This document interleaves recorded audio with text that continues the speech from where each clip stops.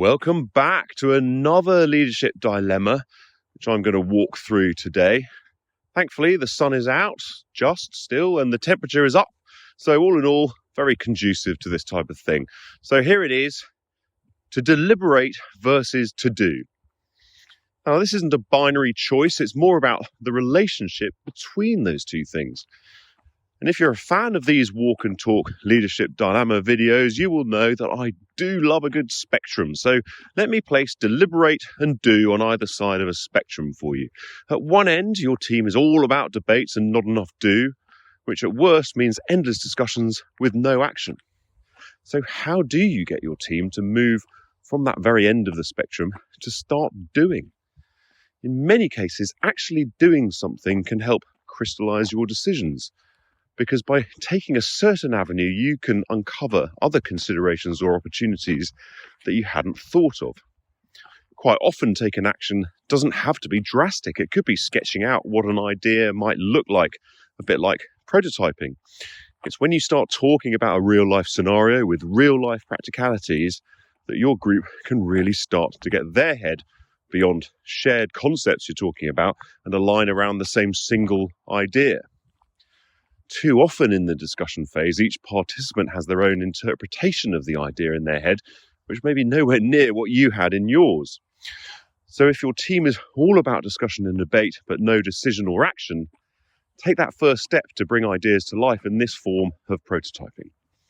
If, on the other hand, your team is obsessed with action and there's no discussion and debate, then you're on the other side of the spectrum.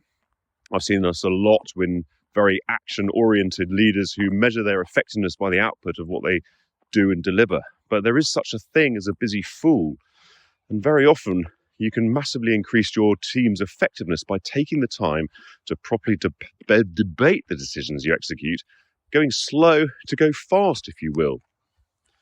Ignore the discussion at your peril, because it can have several unhelpful consequences. There may be people in your team who think slightly differently to you and need that time to think and reflect before they can commit to an action. If they don't really know why they're doing what they're being asked to do and how it fits to the strategy or what's in it for them, there's a danger that you won't get that crucial buy-in.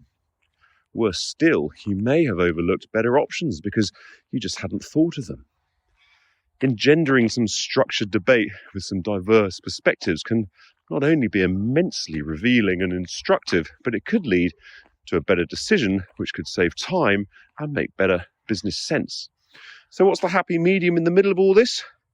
It's where you and your team have a process to explore the possibilities before committing to action.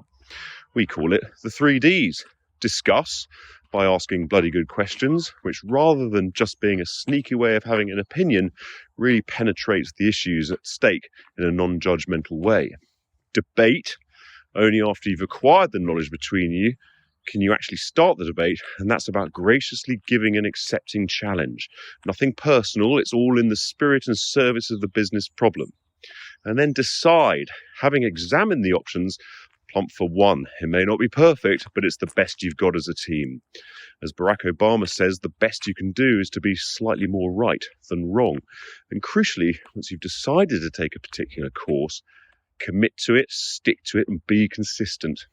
As a leadership team, show fiercely loyal unity to the world outside.